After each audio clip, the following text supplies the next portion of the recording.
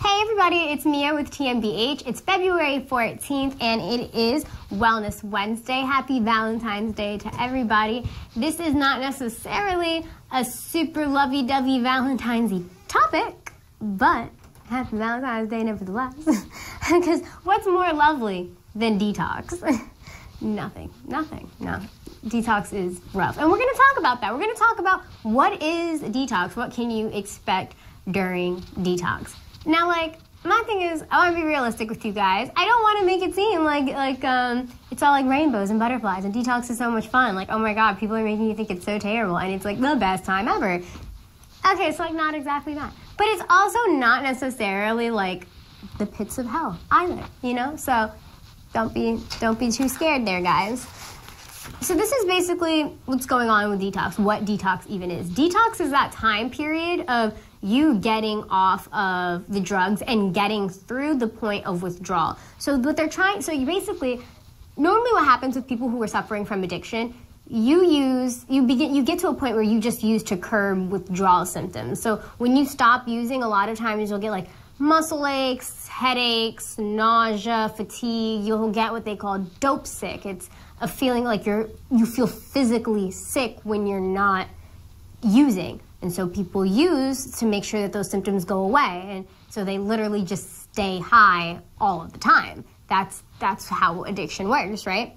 So what ends up happening is that during detox, we make you go the course of that withdrawal. You keep feeling that feeling until you're all the way done, until you run out and you no longer feel those withdrawal symptoms being present anymore, right?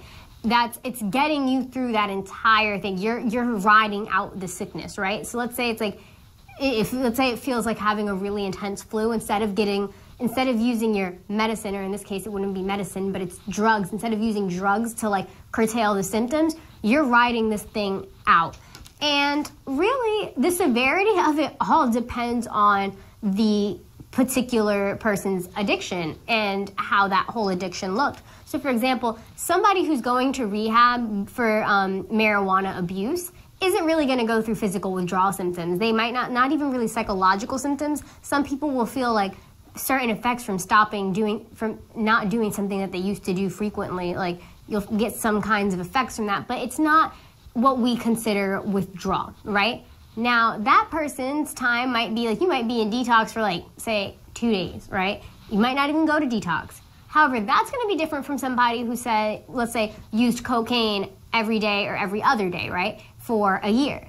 But that person is going to look different than the person who used cocaine every single day for 5 years, versus the person who used cocaine and drank every day for 5 years, versus the person who's been drinking for 20 years. So the amount of time that you've spent with your addiction is going to affect that. The kind of substance or substances you were addicted to is going to impact that as well. The consistency, so whether or not, like if you're doing it every few hours, just once a day, that's going to depend.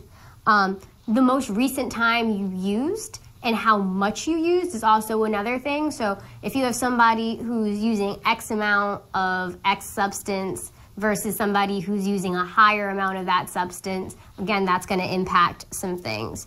Also, what would impact the amount of time that you're in detox is going to be the severity of your withdrawal symptoms. If you're facing some pretty severe symptoms that need really close medical attention, you'll probably be in detox a little bit longer than somebody who's just kind of like, oh, they have a little bit of night sweats, some anxiety, have them in there for a week, 2 weeks, they're out of there. Other people might take, like I said, upwards of a month.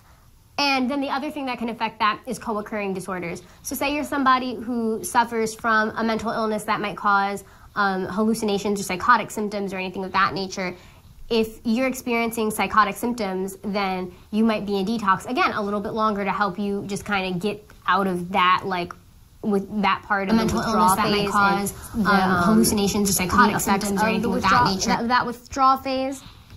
So talking about symptoms. Again, symptoms differ from person to person. Some people are dealing with night sweats and anxiety. Other people are dealing with irritability, fatigue. Some people have tremors, so their body's shaking. Other people don't experience that. Some people are experiencing irregular heartbeats, others are not. So like I said, there's just a lot of different symptoms and a different range of time. A lot of this stuff just depends on the person. What else? So yeah, the thing about detox is you want to make sure that you are using a medically professionally assisted detox program, because you don't want to be, like I said, these symptoms can be severe, and they can range anywhere from like mild symptoms to literally life-threatening symptoms. There was a case recently where there's this guy who was in prison. He got arrested on some kind of charges. He was also a drug addict. So when you're in prison and you can't access drugs, it's like a detox, but it's not medically assisted, and nobody's there facilitating your detox. You're just left alone in a cell, and you have to just get through being sick, you know? And that's not always safe. If you're talking about somebody who is like highly addicted and suffering severe symptoms, then what ends up happening when you leave these people alone, if they go through some life-threatening symptoms and you're not watching them, that's going to be really problematic for them. And again, in this case, this person passed away.